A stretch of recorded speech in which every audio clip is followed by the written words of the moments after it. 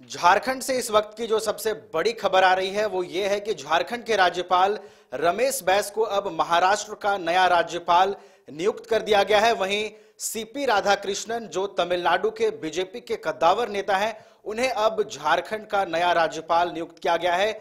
इसकी अधिसूचना जारी कर दी गई है।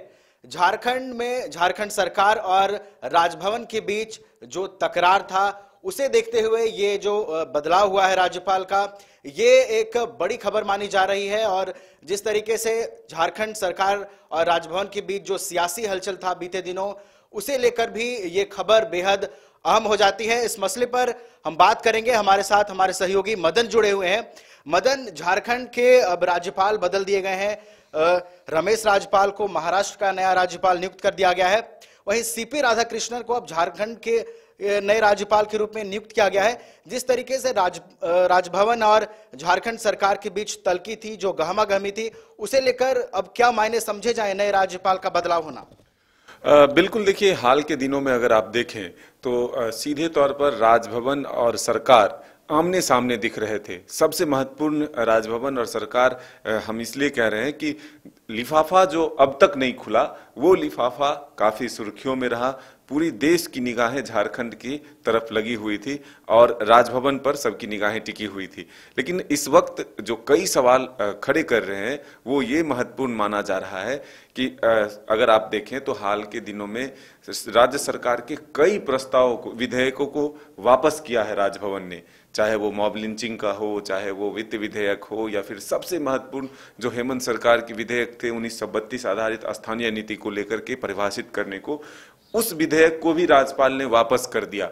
तो ऐसे में इस वक्त जो ये बदलाव है, वो जरूर सियासी सवाल खड़े कर रहे हैं और इस सवालों के जवाब भी ढूंढे जा रहे हैं। लेकिन हम ये कह सकते हैं कि राज्यपाल रमेश बैस ने जो काम किया, उससे हमें नहीं लगता कि कहीं से भी केंद्र की सरकार जो है या फिर केंद्र जो है वो नाराज है। ये हम कह सकते हैं कि उनको एक प्रमोशन मिला है। एक छोटे से राज्य यानी कि झारखंड के राज्यपाल के तौर पर जो उनके कामकाज रहे हैं, उसको देखते हुए एक महाराष्ट्र जैसे बड़े राज्य की जिम्मेदारी देना ये काफी मायने रखता है।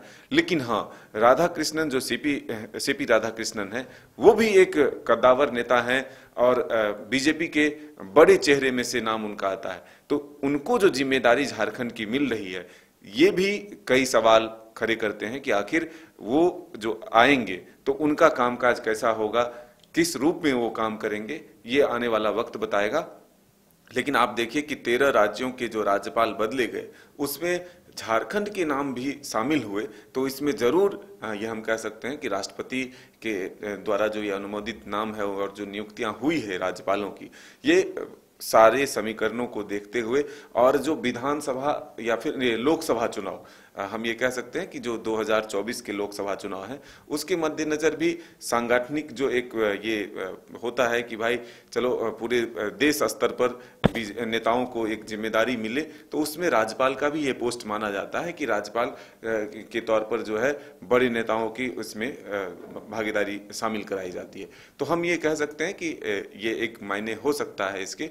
लेकिन झारखंड के मायने में अगर आप देखें तो झारखंड में इस वक्त जो राज्यपाल के चेहरे बदले गए हैं, वो जरूर कई सवाल खड़े कर रहे हैं, क्योंकि यहाँ जो सरकार है वो बीजेपी के खिलाफ वाली सरकार यानी कि अपोजिशन की सरकार है, यानी कि हेमंत सोरेन, कांग्रेस, जेएमएम कांग्रेस और आरजेडी की सरकार है। तो ऐसे में ये मायने रखता है कि यहाँ जो राज्यपाल बन रहे हैं, जो कई विधेयक वापस हुए हैं, फिर जब वो दोबारा लाए जाएंगे सरकार के द्वारा विधानसभा से पारित कराकर, तो क्या फिर उसी तरह से जो बारीकियां राज्यपाल रमेश बैस ने दिखाया कि एक एक शब्दों को सही करने के लिए समीक्षा करते हुए वो वापस करते थे, तो क्या फिर उसी तरह की कामकाज सीपी राधाकृष्णन भी करेंगे, या फिर जो एक हाँ चलो भाई, अगर विधेयक सरकार ने भेजा है तो चलो उसे मैं पास कर दूं, तो ये देखने वाली बात होगी। लेकिन इस वक्त जो है ये हम कह सकते हैं कि झारखंड में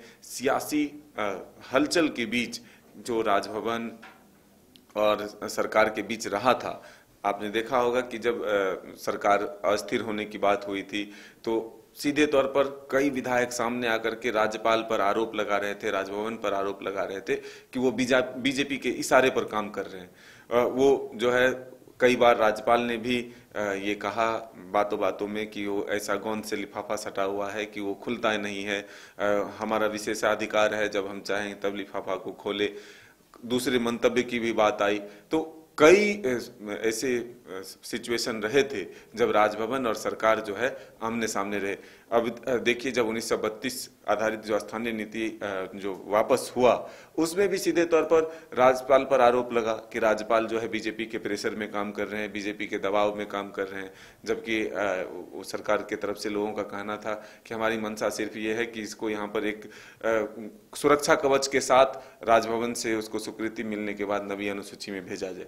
तो ये जो तमाम वर्तमान की परिस्थितियां हैं झारखंड में, तो ऐसे में क्या नए राज्यपाल की नियुक्तियों से नए समीकरण तैयार होंगे, नई राजनीति देखने को मिलेगी? ये आने वाला वक्त बताएगा। तो नए राज्यपाल अब झारखंड के नियुक्त किए गए हैं, क्या नए समीकरण होंगे, क्या बेहतर कोऑर्डिनेशन बनेगा झारखंड सरकार और राजभवन के बीच, ये देखना होगा। फिलहाल हमारे साथ इतना ही। Welcome to hotel Crowne Plaza. Hotel Crowne Plaza के रेस्टोरेंट सैफरॉन में हम आपको दे रहे हैं क्रिसमस और नए वर्ष के शुभ अवसर पर ग्राहकों के लिए विशेष छूट। 999 से ज्यादा के बिल पर 15% और 1999 से ज्यादा के बिल पर 20% की भारी छूट, और शादी, बर्थडे, सगाई और अन्य सभी प्रकार की पार्टी बुकिंग में भारी छूट। Facility, convenient stay and luxurious room, banquet hall, restaurant saffron, crown spa and salon, beauty parlour, big parking, pick up and drop from railway station and bus stand, home delivery. For contact 620-76-76941 or 912-8555-858.